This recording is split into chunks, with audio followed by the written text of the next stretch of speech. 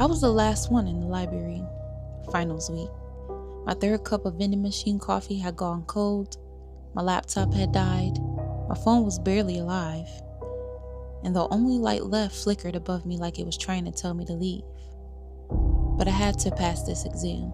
No retake, no forgiveness, no future if I failed. That's when I saw her, a girl in the far corner. I swear she wasn't there before. Head down, hair hanging like a curtain, no books, no book bag, just still. I pretended not to see her, but every time I looked up, she was closer, still, silent, closer.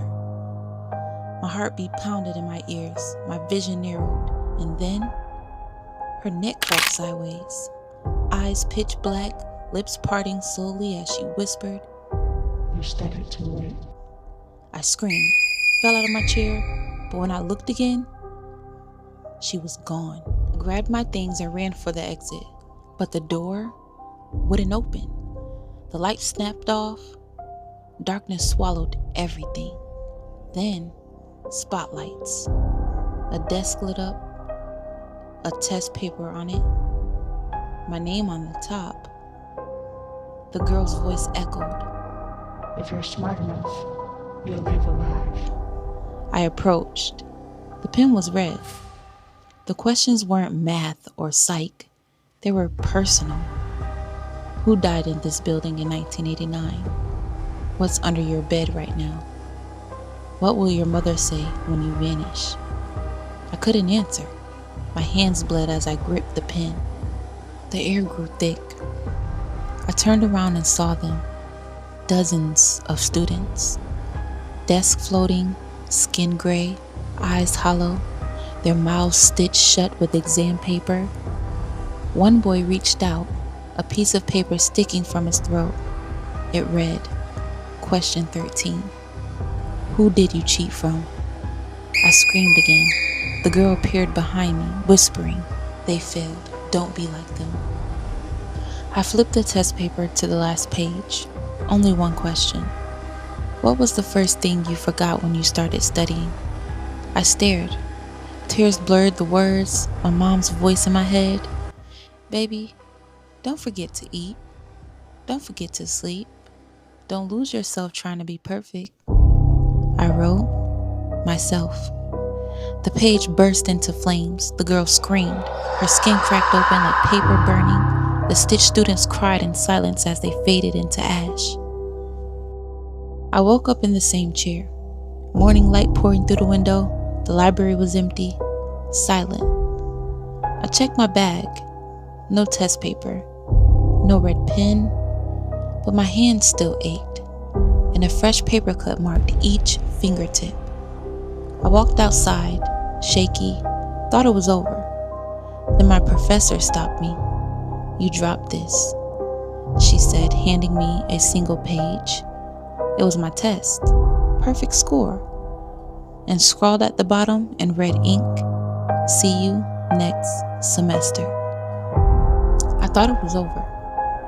But the moment I stepped out of the library doors, the campus was wrong. Too quiet. No wind, no birds. The bell tower struck 3 a.m., but the sound was warped like it rained underwater.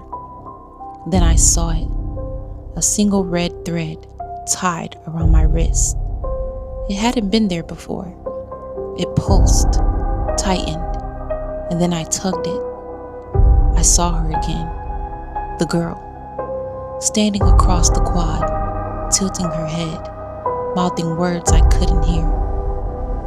I ran back to my dorm, slammed the door shut. That's when my roommate, Jasmine, screamed. She pointed at my back. I looked in the mirror. There were answers carved into my skin. Red ink writing, etched like a test key. My flesh was bleeding the answers.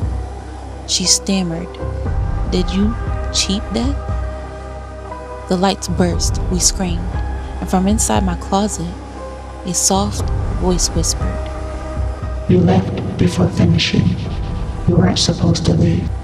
I blacked out, woke up strapped to a chair in the same library, except now the desks were full. The ghost students sat upright, waiting. The girl with the stitched smile stood in front of the class like a teacher. She hissed. Time for the retake. My hands moved on their own. The paper in front of me was blank, but the red pen stabbed my fingers, dragging blood across the page. The question read, "Who do you think deserved to replace you?" I refused to answer.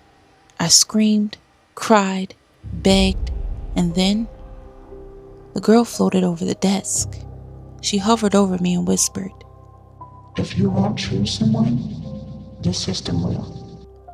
Suddenly, Jasmine appeared in the seat beside me, crying. She looked at me and said, "You said you'd die for this degree." And then she started bleeding from her eyes. Her mouth stitched itself shut. The paper in front of her burst into flames. I sobbed. No! Take me! Take me! It all stopped. The fire vanished. The classroom disappeared. I stood in a cold, sterile hallway. A door opened. Inside was the dean, except his face was paper, flat, smiling too wide. He said, "You passed, but now you're on staff." I looked down. I wore the same clothes the ghost girl wore. A red pen sat in my pocket, and on the desk in front of me, a new student sat, face pale, eyes wide, breathing fast. Now I watch them every semester. They come in so tired, so desperate. They think it's just a library, just a test. But I know better. Every blank bubble costs a piece of you.